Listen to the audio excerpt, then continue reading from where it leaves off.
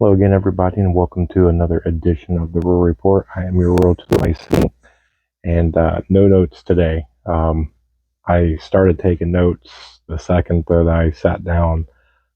They have been flowing in like normal. You see a little thing here, a little thing there. I was jotting stuff down throughout the day, and then I'm sure most of you are aware. If not, there is a hospital that was bombed in Gaza. Now, I cannot make heads or tails of this.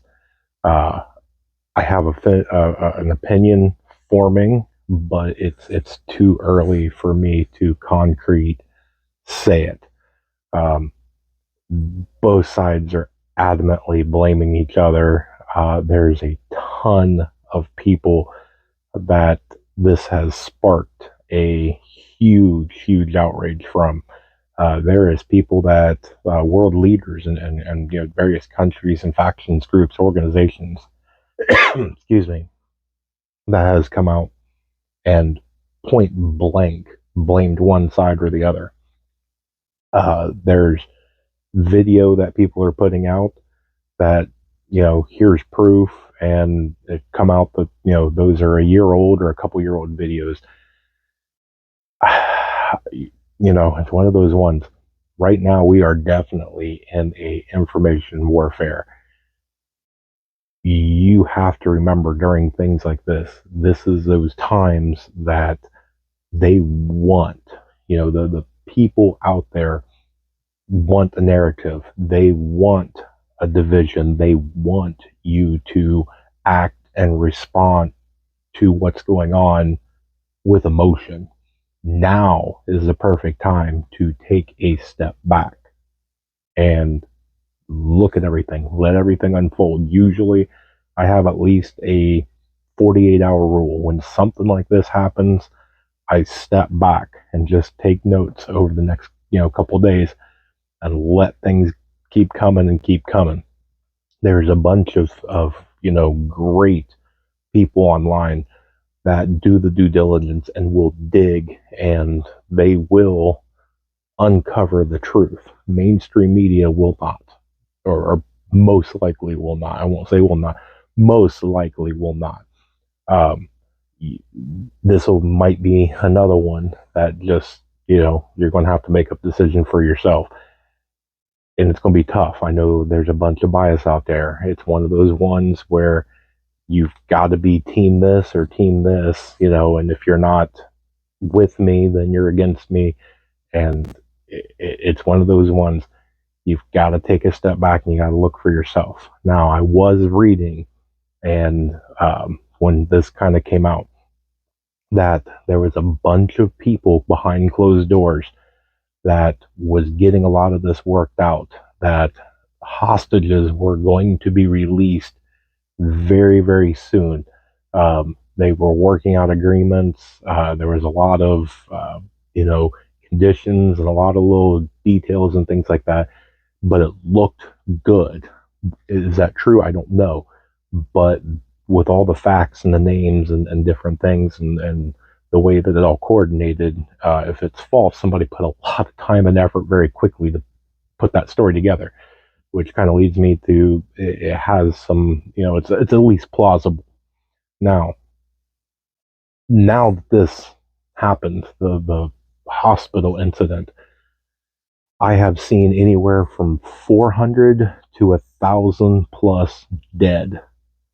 That is massive. That is heartbreaking. Take war out, take soldiers out. This was a hospital. This was women, children, innocent civilians, regardless of anything. Okay.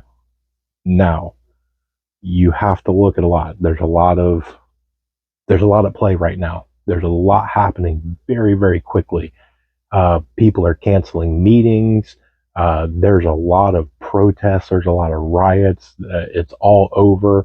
I saw in different ones, a lot of embassies are being surrounded. They're being stormed. I saw some of them getting lit on fire. I saw some stuff happening in DC. I saw a ton of stuff, and I was trying to jot, and my notes just went everywhere.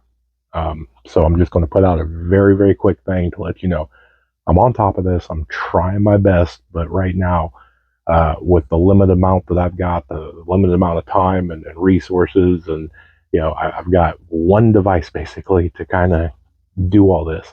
I'm jotting down notes as fast as I can. I'm trying to keep up on this. This might be one of those times where I'm just going to have to take a bunch of notes and maybe do like an hour live or something just so I can get it all out there to you. This though, if you really want to put your tinfoil hat, if you want to get into the conspiracy chasing down the rabbit hole thing, somebody somewhere did not want peace to happen. And I'm starting to kind of believe in that things were going, you had skirmishes, you had things lobbing this and that, and it definitely wasn't de-escalating, but this is massive. I saw rumors that Hezbollah either has or getting ready to declare war. I saw videos of Iranians out in the street that were chanting, declare war. You got to remember, we've got 2,000 to 4,000 troops deployed over there. We've got all the aircraft carriers, all the jets, all the different, everything. We are positioned for a reason. This is not a show of force, is what they are trying to portray. I don't believe that. It could be. I could be wrong, but something is definitely brewing. I don't see that we take some of our best equipment, some of our rapid response, some of our Delta Force and SEAL team. You don't take big main battle things and put them right next to something. When the Russia-Ukraine thing happened, we didn't send aircraft carriers.